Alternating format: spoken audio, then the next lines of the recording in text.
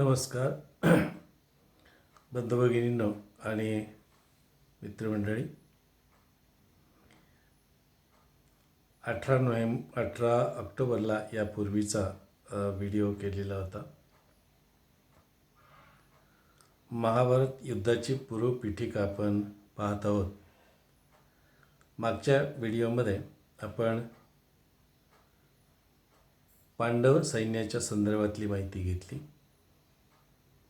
आज कौरव सैन्य आणि त्यातले सेनापती, कोणते विविध राजे या कौरवांच्या बाजूने उभे होते त्याची माहिती आपण घेऊया. तत्पूर्वी पांडव सैन्यातला एक अत्यंत महत्त्वाचा असा पराक्रमी वीराबद्दल सांगणं राहून गेलं, त्याच्याबद्दल थोडीशी माहिती देतो आणि मग आपण कौरवांच्या सैन्याबद्दल समजून घेऊया. पांडव सैन्यांच्यामध्ये पांडवपुत्र म्हणजे अर्जुन आणि सुभद्रा यांचा पुत्र अभिमन्यू याचा नामोल्लेख केल्याशिवाय महाभारत युद्ध आणि महाभारत कथा ही पूर्ण होत नाही. अभिमन्यू चक्रव्यूह भेदू शकला नाही, हे सर्वसामान्यपणे आपल्याला माहिती असणारी महाभारतातली कथा आहे आणि त्यात तो मारला गेला हे आपल्याला माहिती आहे. पण अभिमन्यू हा अत्यंत पराक्रमी असा वीर होता. त्याची जन्मकथासुद्धा अतिशय मनोरंजक अशी आहे. विविध देवतांनी आपल्या आपल्या पुत्रांना या पृथ्वीवरती वेगवेगळ्या रूपामध्ये वेगवेगळ्या अवतारामध्ये पाठवलेलं होतं. मात्र सोमदेव किंवा चंद्र हे मात्र आपला जो पुत्र होता त्याला पृथ्वीवरती पाठवायला, मनुष्य रूपामध्ये पाठवायला तयार नव्हते, कारण त्यांना प्रचंड पुत्रप्रेम त्याचं होतं आणि त्यामुळे पुत्रवियोग ते सहन करू शकणार नाहीत या कारणास्तव त्यांनी नकार दिला. मात्र इतर देवतांनी त्यांना समजावलं आणि काही वर्षांसाठी आपला पुत्र हा अभिमन्यूच्या रूपाने अर्जुन सुभद्रेच्या पोटी जन्माला घालण्यास ते तयार झाले आणि त्यांनी सांगितलं की साधारणपणे 16 वर्षापेक्षा अधिक मी त्याचा विरह सहन करू शकणार नाही आणि म्हणून अभिमन्यू हा 16व्या वर्षी या महाभारताच्या युद्धामध्ये वीरगतीला प्राप्त होतो, अशी ती कथा आहे. आणि त्यामुळे महाभारत सूत्र, महाभारत एकूण जे सगळं कथानक आहे त्याचा मुख्य नायक भगवान श्रीकृष्ण हे त्यांनी अभिमन्यूला का वाचवलं नाही याचं उत्तर आपल्याला या कथेमध्ये सापडतं. असो, युद्धाच्या 14व्या दिवशी अभिमन्यू अत्यंत पराक्रमी असा हा शूर मुलगा, अवघ्या 15व्या वर्षी ज्याचं लग्न झालं आणि 16व्या वर्षी या महाभारताच्या युद्धामध्ये तो सहभागी झाला.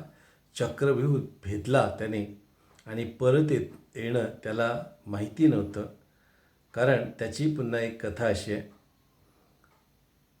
अर्जुन या चक्रव्यूह त्याच्यामध्ये प्रवेश करण्याची आणि तो भेदून परत येण्याची कथा जेव्हा सुभद्रेला सांगत होता त्यावेळेला थोडक्यासाठी सुभद्रेचा डोळा लागला आणि चक्रव्यूह भेदण्याची कला जी आहे तिथपर्यंत तिनं नीटपणे ऐकलं. मात्र परत येण्यासाठी चक्रव्यूह भेदून तो परत कसं निष्ठून यायचं हे सांगत असताना तिचा डोळा लागला आणि त्यामुळे गर्भामध्ये असणारा अभिमन्यू त्याला ते कळलं नाही. परिणामी अभिमन्यूला चक्रव्यूह भेदण्याची कला माहिती होती, मात्र तो त्यातून स्वतःची सुटका कशी करून घ्यायचं हे माहिती नव्हतं आणि त्यामुळे अभिमन्यूचा ह्या वीरगती प्राप्त त्याला झाली. इथेही पुन्हा असं आहे की युद्धाच्या सगळे नियम अगोदर ठरलेले होते. त्याची चर्चा आपण पुढच्या भागामध्ये करणार आहोत. पण या 16व्या 16 वर्षाच्या तरुण यंग अशा प्रकारच्या पुत्राला कर्ण, द्रोणाचार्य, कर्ण, द्रोणाचार्य, कृपाचार्य या सगळ्यांनी युद्धाचे नियम बाजूला ठेवून त्याचा वध केला, अशी अभिमन्यूच्या शौर्याची कथा आहे. पुढे त्याचाही त्या सगळ्याचा परामर्श घेऊन पांडव या सर्वांना हरवतात, हा पुढचा भाग आहे. तेव्हा या अभिमन्यूचा उल्लेख करणं राहून गेलं होतं, त्याबद्दल मी या ठिकाणी सांगितलं. आता आपण प्रत्यक्ष कौरव पुत्र जे आहेत त्यांच्याविषयी समजून घेऊया. कौरव हे एकूण 100 होते आणि त्यांना एकमेव बहीण होती, जिचं नाव आहे दुशाला. कौरवांच्या या जन्माची कथासुद्धा पुन्हा मनोरंजक अशी आहे. गांधारीला शतपुत्र प्राप्त होतील असं व्यासमुनी आशीर्वाद देतात. एकदा व्यासमुनी असेच दमून भागून गांधारीच्या महालामध्ये येतात. त्यावेळेला गांधारीनं जे आदरातिथ्य केलं त्यामुळे प्रसन्न झाले व्यासमुनी आणि त्यांनी हा वर तिला दिला.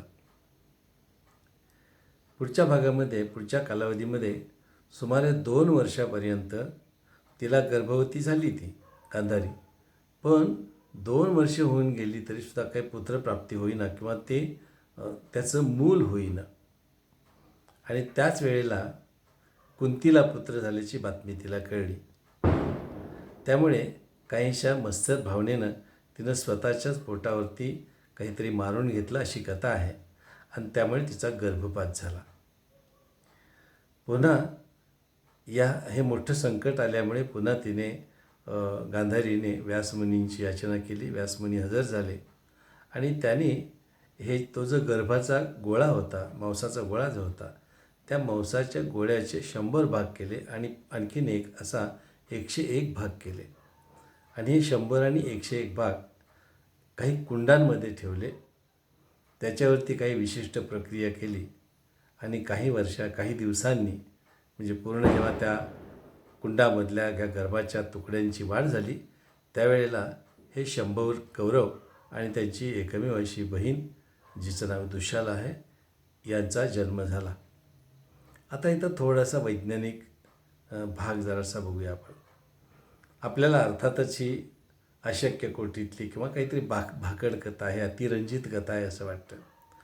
पण लक्षात घ्या, टेस्ट ट्यूब बेबी किंवा तत्सम प्रकारची तंत्रज्ञान आज मेडिकल सायन्समध्ये उपलब्ध आहे. टेस्ट ट्यूब बेबीमध्ये काय केलं जातं? पुरुष आणि स्त्रीची जी स्त्रीचा बीजांड आणि पुरुषाचा शुक्रजंतू किंवा मेल आणि फिमेल यांची गॅमेट्स जी असतात, थोडक्यात त्यांचं एक्सटर्नल प्रयोगशाळेमध्ये त्यांचं फर्टिलायझेशन किंवा फलन घडवून आणलं जातं आणि बाह्य वातावरणामध्ये बालकाची निर्मिती अशा पद्धतीनं होत असते. ही जी कथा आपल्याला अतिरंजित वाटते कौरवांच्या जन्माची, ही अतिरंजित जरी वाटत असली तरी काही वर्षांपूर्वी टेस्ट ट्यूब बेबीचं तंत्रज्ञान किंवा आज अनेक पद्धतीने कृत्रिम पद्धतीने जे बालकांना जन्म दिले जातात, ती पद्धतीसुद्धाच काही वर्षापूर्वी आपल्याला भाकड कथाच वाटली असती किंवा अतिरंजितच वाटली असती. पण आज आपण त्याच्यावर विश्वास ठेवतो, कारण आता आहे ते. मग विश्वास ठेवायला जागा आहे असं माझं मत आहे, की असं झालं असेल, काय माहिती आपल्याला. कारण त्या काळी आपले जे पूर्वज होते ते अत्यंत प्रगत असे तंत्रज्ञान त्यांना माहिती होतं. याचं कारण वेदांमध्ये नौका बांधणीचं, विमान बांधणीची तंत्र आहेत, वेगवेगळ्या प्रकारचे अनेक तंत्र आहेत, अनेक विज्ञान वेदांमध्ये समाविष्ट आहेत. तो अभ्यासाचा वेगळा भाग आहे, पुन्हा आपण कधीतरी चर्चा करू त्यावरती.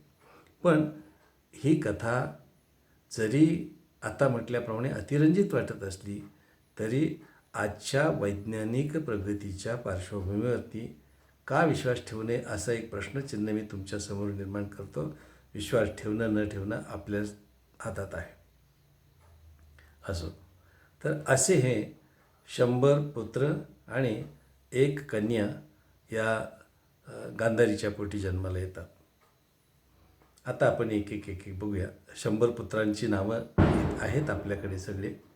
पण त्यातले जे महत्त्वाचे या महाभारत युद्धामध्ये सगळ्यांनीच भाग घेतला. तर अर्थात महाभारत युद्धामध्ये ज्यांनी सेनापतीपद भोगलं किंवा इतर काही मोठ्या पराक्रमांमध्ये किंवा काही वाईट गोष्टींमध्ये ज्यांचा समावेश होता, अशा कौरवांच्याबद्दल आपण माहिती मिळवूया.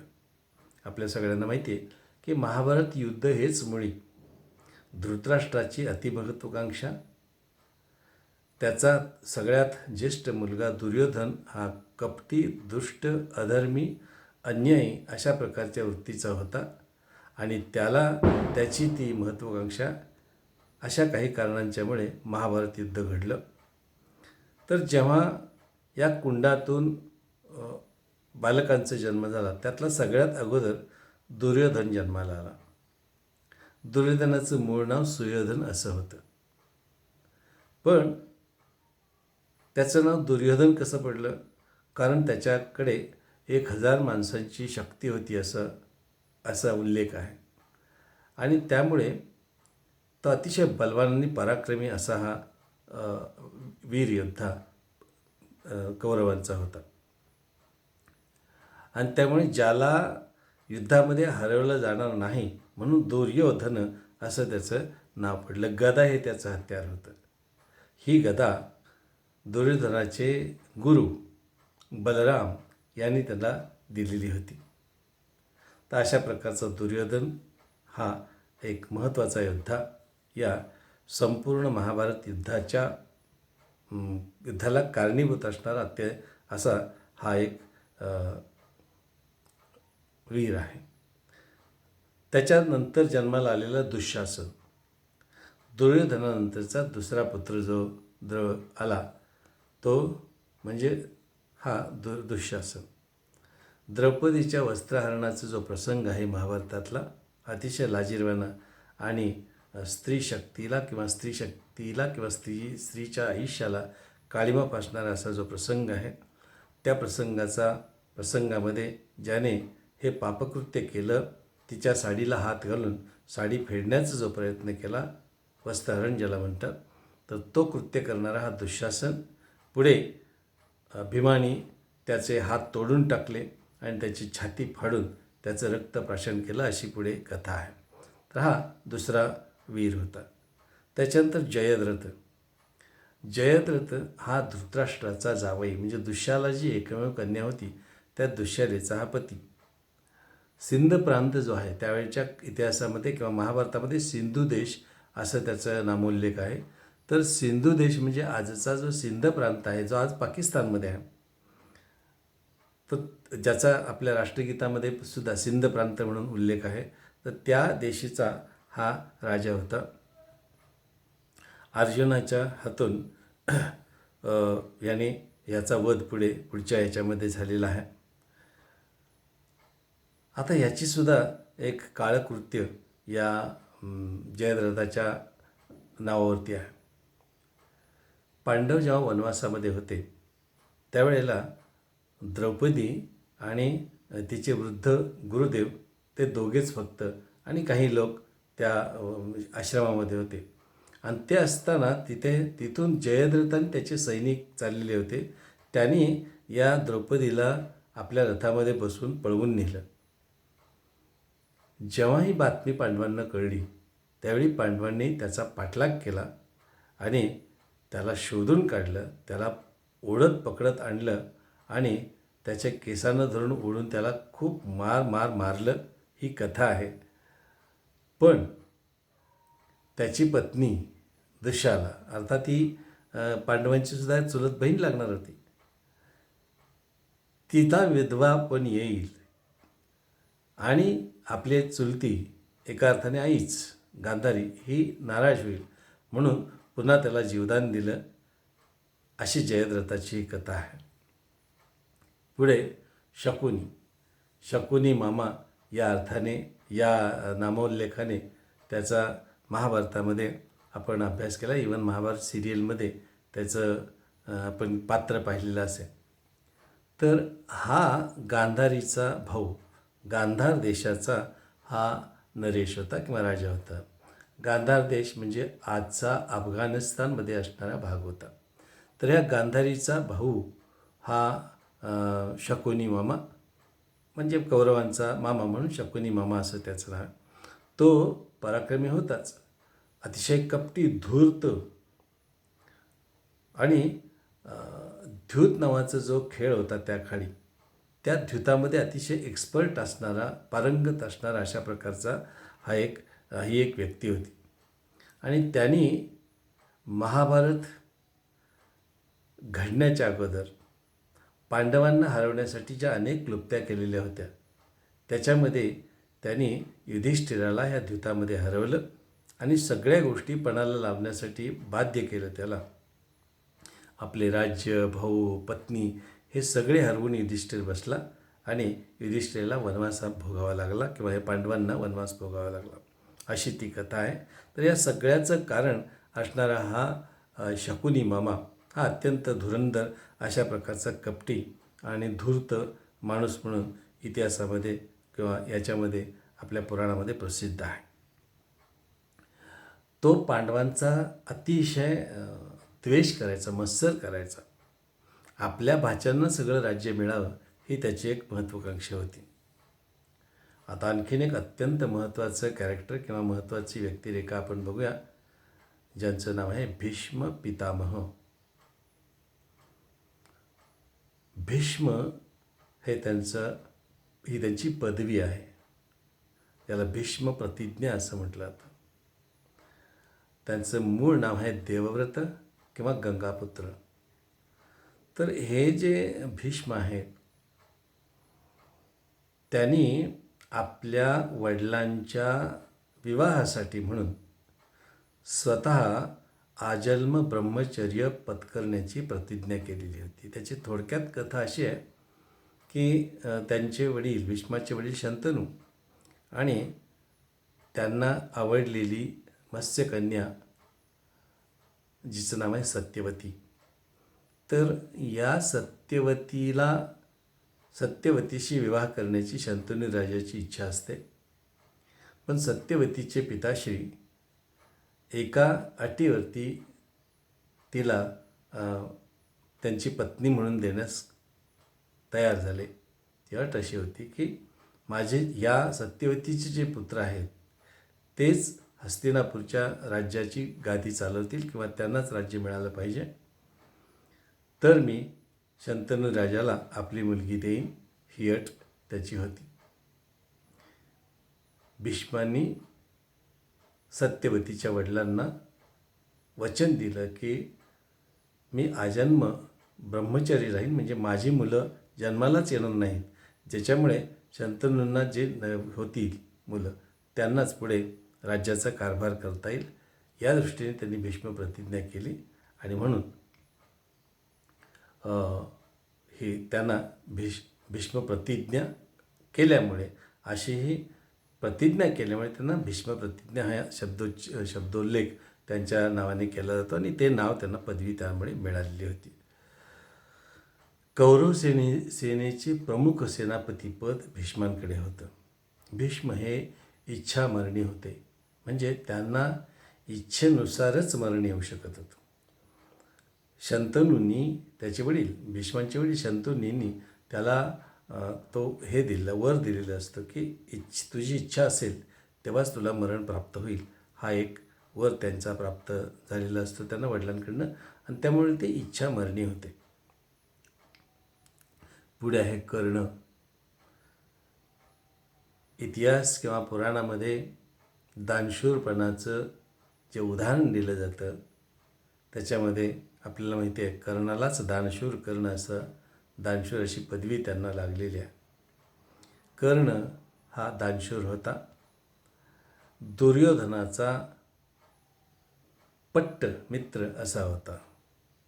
अतिशय घनिष्ठ अशी मैत्री दुर्योधन आणि कर्णाची होती. अतिशय पराक्रमी असा तेजस्वी पुत्र होता, दानशूर होता, प्रचंड देवभक्त असा तो होता. पण दुर्योधनाच्या अधार्मिक बाजूला असल्यामुळे त्याचाही नाश हा पुढे अशाच वाईट प्रवृत्ती म्हणजे याच्यामुळे होत असतो. तर असा जो कर्ण आहे त्या कर्णाला अंगदेशीचं राज्यपद दुर्योधनाने दिलेलं होतं. आता अंगदेश म्हणजे कुठला, तर तो बिहारमधला भागलपूर आणि मुंगेर नावाचे जे जिल्हे आहेत त्या जिल्ह्यातला तो जो प्रांत होता त्याला अंगदेशचं राज्य असं त्यावेळी नाव होतं. आता बघा, मैत्री कशी असावी याची उदाहरणं मला वाटते मागच्या व्हिडिओमध्ये दिलेली आहेत.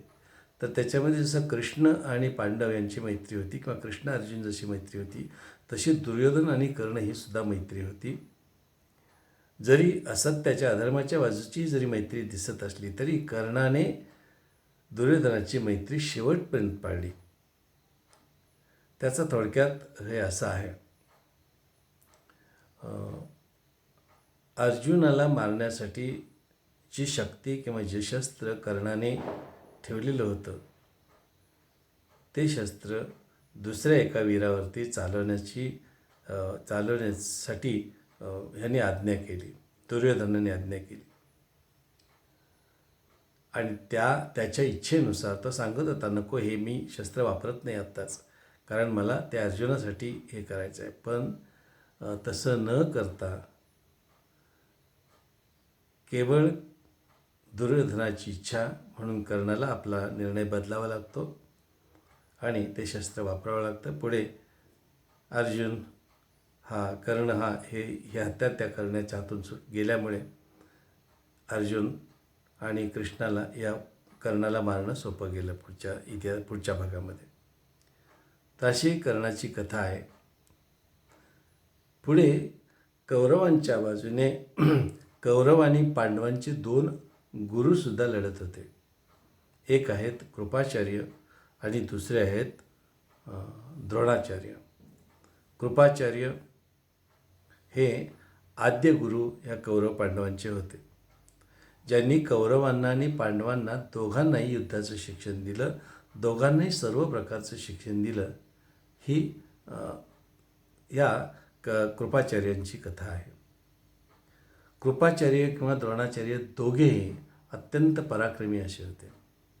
द्रोणाचार्यांच्या बाबतीमध्ये तर द्रोणाचार्य हे पांडवांचे कौरवांचे गुरु होतेच, पण सर्व प्रकारची दैवी शस्त्र आणि अस्त्रांची अत्यंत व्यवस्थित माहिती असणारे, त्यांचं काम कसं चालतं त्याचं पूर्ण ज्ञान असणारे, ते वापरू जे शकत होते ते द्रोणाचार्य असे महान गुरु होते.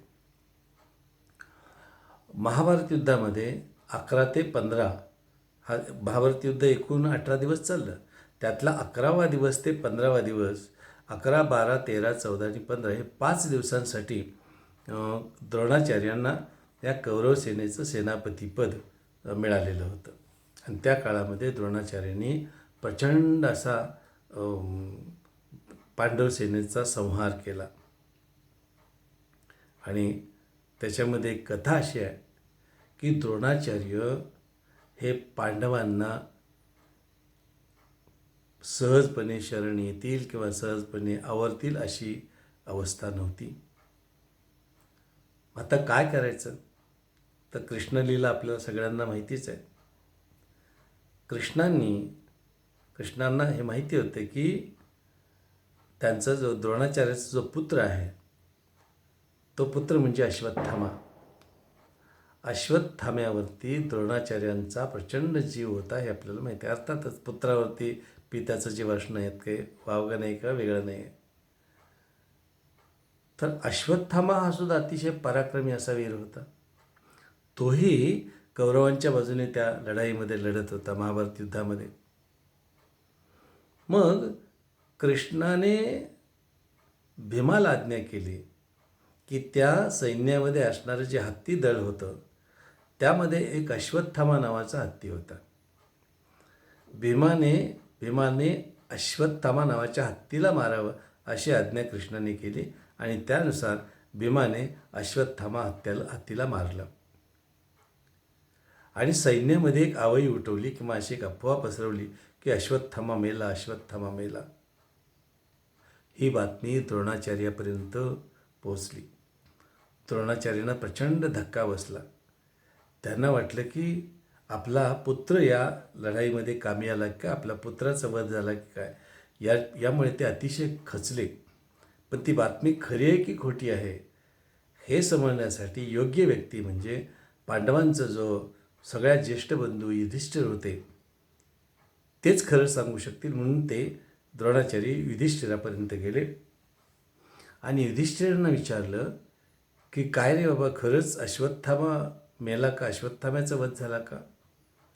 तर त्यावेळेचं जे उत्तर आहे ते सगळ्या इतिहासामध्ये, पुराणामध्ये प्रसिद्ध असं आहे, नरो वा कुंजरो वा.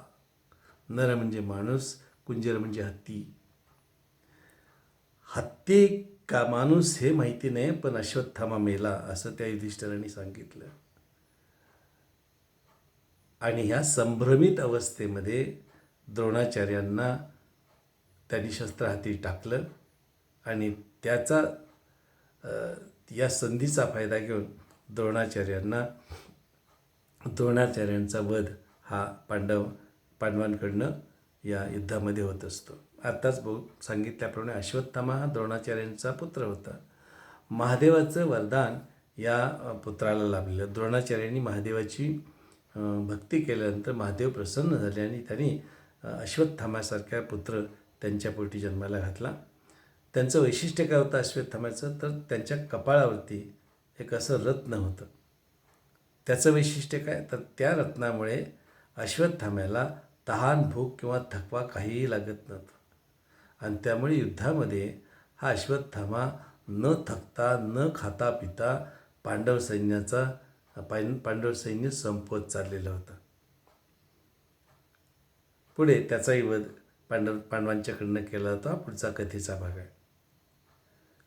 त्याच्यानंतर विकर्ण नावाचा धृतराष्ट्राचा पुत्र किंवा कौरव पुत्र या लढाईमध्ये होता.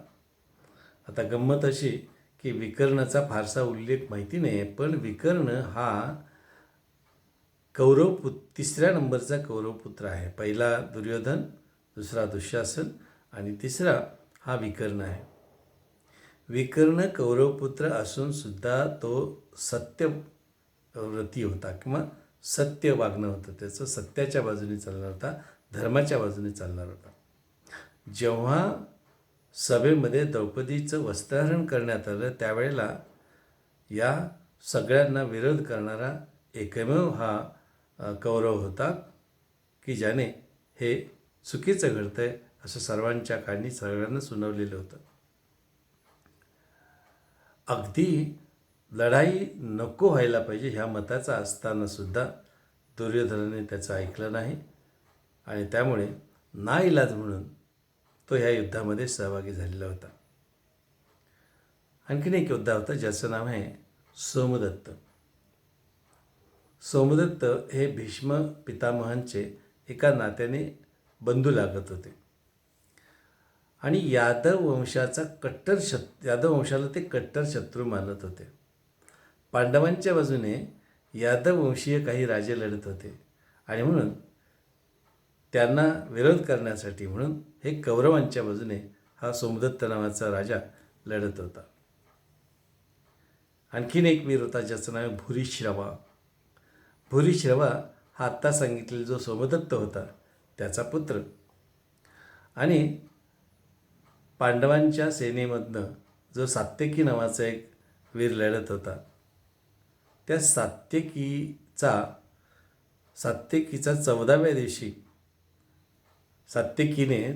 दिवशी युद्धाच्या ह्या भूरिश्रवाचा वडील म्हणजे सोमदत्त अगोदर सांगितलेला त्याचा वध केला आणि त्यामुळे भूरिश्रवाने चिडून जाऊन सात्यकीचे 10 पुत्र आणि नंतर सात्यकी असा त्यांना युद्धामध्ये हरवलं आणि त्याचा वध केला अशी कथा आहे. तर भूरिश्रवा हा सुद्धा सोमदत्ताचा पराक्रमी पुत्र या कौरवांच्या बाजूने लढत होता.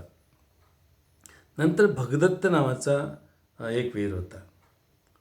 नरकासूर आपल्याला माहिती असेल, एक राक्षस होता.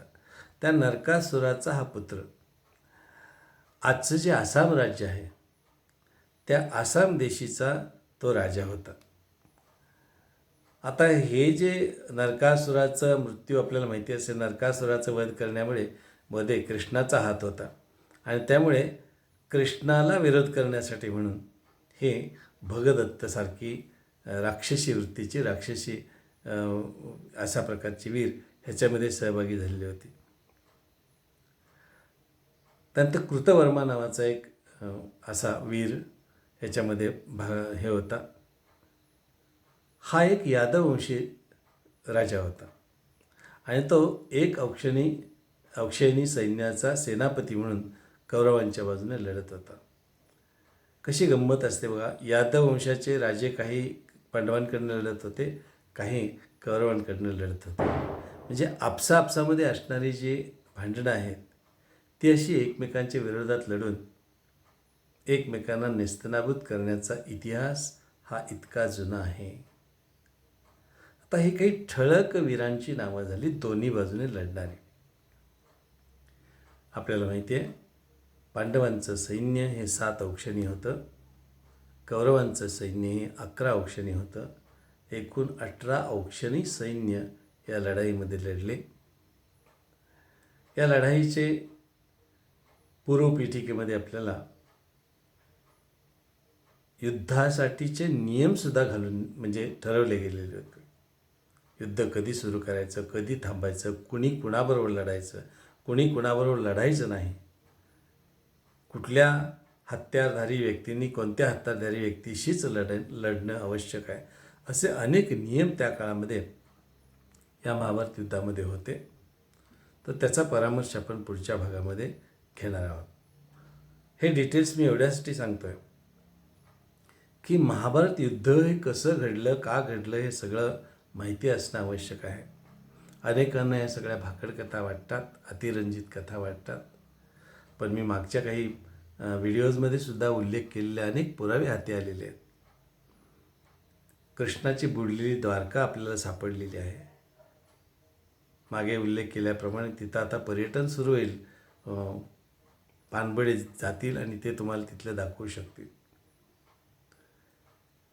आणखीन एक व्यक्तीचं नाव पुन्हा एकदा आदराने मी इथं उल्लेख करतो. डॉक्टर निलेश ओक नावाची व्यक्ती आहे. ABP माझाच्या कट्ट्यावरती ते आलेले होते. स्वतः केमिकल इंजिनियर असणारी ही व्यक्ती आपल्या कोकणातलीच आहे. ती गुहागर तालुक्यामध्ये रामपूर नावाचं हायस्कूल, त्या रामपूर हायस्कूलचे ते माझे विद्यार्थी. स्वतः केमिकल इंजिनियर असून या क्षेत्रामध्ये त्यांनी संशोधन केलेलं आहे आणि 5561 इसवी सन पूर्व, म्हणजे त्याच्यात आजची 2024 वर्षे वाढवली तर सुमारे 750 वर्षापूर्वी महाभारत युद्ध घडलं. हे त्यांनी अतिशय सविस्तरपूर्वक विविध पुराव्यांशी दाखवून दिलेलं आहे. आणि हा अभ्यास करण्यासाठी त्यांनी त्या युद्धाच्या वेळेला संस्कृतमध्ये जे त्या महाभारतामध्ये ते पर्वामध्ये, भीष्म पर्वामध्ये उल्लेख केलेला जी ह्याच्या ग्रहांच्या, ताऱ्यांच्या स्थिती आहेत, नक्षत्रांच्या स्थिती आहेत, त्याच्यावरून हे सगळे अंदाज बांधलेले आहेत किंवा हे सगळं संशोधन केलेलं आहे. त्यांचे अनेक व्हिडिओज यूट्यूबवरती प्रसिद्ध आहेत. डॉक्टर निलेश ओक असं टाईप करा, तुम्हाला रामायण, महाभारत सगळी क्रोनॉलॉजी त्यांच्याकडनं आपल्याला म्हणजे समजते. तर मुद्दा असा की हे सगळंच थोतांड आहे, सगळंच अतिरंजित आहे असं समजण्याचं काही कारण नाही. जेणेकरून सनातन हा ही जी जीवनपद्धती आहे आपली, ती महान आहे हे लक्षात घ्या. तिच्यामधले घडलेल्या किंवा असणाऱ्या काही गोष्टी नक्कीच काही अतिरंजित वाटतात, त्यात काही वादच नाही. अतिरंजित, अविश्वसनीय वाटतात, पण त्यातल्यासुद्धा काही गोष्टी अशा आहेत की आज म्हणजे काल ज्या अतिरंजित वाटत होत्या त्या आज विज्ञानाने सिद्ध केल्यामुळे आपल्याला पटतं की बाबा असं घडू शकतं. आणि म्हणून त्यावेळी जे घडलेले आहे ते नव्हतंच असं काही म्हणताना आपलं म्हणणं हे चुकीचं आहे असं मला वाटतं. तेव्हा फक्त आपल्यासमोर काही गोष्टी मांडतो. विश्वास ठेवणं न ठेवणं आपल्या हातामध्ये, हेच मी परत सांगतो. तेव्हा एकदा महाभारत युद्धाचं सगळे पूर्वपीठिका समजून घेतल्यानंतर मग आपण प्रत्यक्ष श्रीमद भगवद्गीतेमधल्या उपदेशांना प्रत्येक अध्यायानुसार अर्थासह, विवेचनासह मी आपल्यासमोर मांडेन. आपण ते अवश्य पाहावं. अजूनही अनेकांनी जर चॅनल सबस्क्राईब केलेलं नसेल तर आपण चॅनल सबस्क्राईब करावं आणि मला प्रोत्साहित करावं हे जे ज्ञान जे काही मी अभ्यास करतो आहे ते आपल्यापर्यंत पोहोचवण्याचं पवित्र कार्य मी पवित्र कार्य असं समजतो. त्यात मला थोडंफार जे काही कळतं आहे त्यात यश मिळावं हीच माझी अपेक्षा. आपण संपूर्ण व्हिडिओ पाहिल्याबद्दल धन्यवाद. इतरही व्हिडिओज आहेत ते वेळ काढून अवश्य पाहावेत, जेणेकरून आपल्याला महाभारत, श्रीमद भगवद्गीता याबद्दल थोडीफार माहिती निश्चित होऊ शकेल. आणि पुन्हा एकदा मी एक वाक्य म्हणेन की गीतेचा अभ्यास असा आहे, गीता गंगोदकं पीत्वा पुनर्जन्म न विद्यते. आपलं सगळं जे सनातन तत्त्वज्ञान आहे ते पुनर्जन्मावरती आधारित आहे, आत्म्याच्या अस्तित्वावरती आधारित आहे. आपल्याला हे सगळं आयुष्य मिळण्यासाठी किंवा माणसाचा जन्म प्राप्त करण्यासाठी 84 लक्ष इतके जन्म घ्यावे लागतात. आणि हे सगळं नको असेल, जन्ममरणाचे फेरे, प्रत्येक जन्मातल्या असणाऱ्या अनेक प्रकारची दुःख वगैरे हे सगळं नको असेल तर त्यातनं मुक्ती मिळवणे म्हणजे ज्याला आपण मोक्ष म्हणतो, ते मोक्षप्राप्तीसाठी आपल्याला मनुष्यजन्म हा एक चान्स मिळालेला आहे, लक्षात घ्या. असं तर ते मिळवण्यासाठी म्हणून गीतेचा अभ्यास आवश्यक आहे. ज्याला विश्वास आहे त्याने अवश्य करावा, ज्यांना पटत नाही तरी सोडून द्यावं. हेच ह्या सनातन संस्कृतीचं विशेष काय आहे तर हिची चिकित्सा आपण करू शकतो. हिला आपण चुकीचं ठरवण्याचा प्रयत्न करू शकतो. याच्यात कुणालाही हे नाही आहे, बंधन नाही आहे कसलं. ज्याला पटते त्यांनी घ्यावं. इव्हन भगवान श्रीकृष्णांनी सुद्धा सगळे एवढे 700 श्लोकांमध्ये अर्जुनाला सगळे उपदेश केले. आणि बघ हे मी तुझ्यासमोर ठेवलं, आता तुला काय ठरवायचं ते ठरव. आणि गंमत अशी, या 700 श्लोकांपैकी सुमारे 695 श्लोक झाले असतील. त्यानंतर कृष्णाला हे सगळं पटतं आणि मग ते अर्जुनाला हे सगळं पटतं आणि अर्जुन युद्धाला तयार होतो. तर असं हे सगळं ज्ञान आहे. अवश्य संपादन करावं, अवश्य घ्यावं आणि त्याची आध्यात्मिक प्रगती साधावी एवढीच एक इच्छा आहे. धन्यवाद.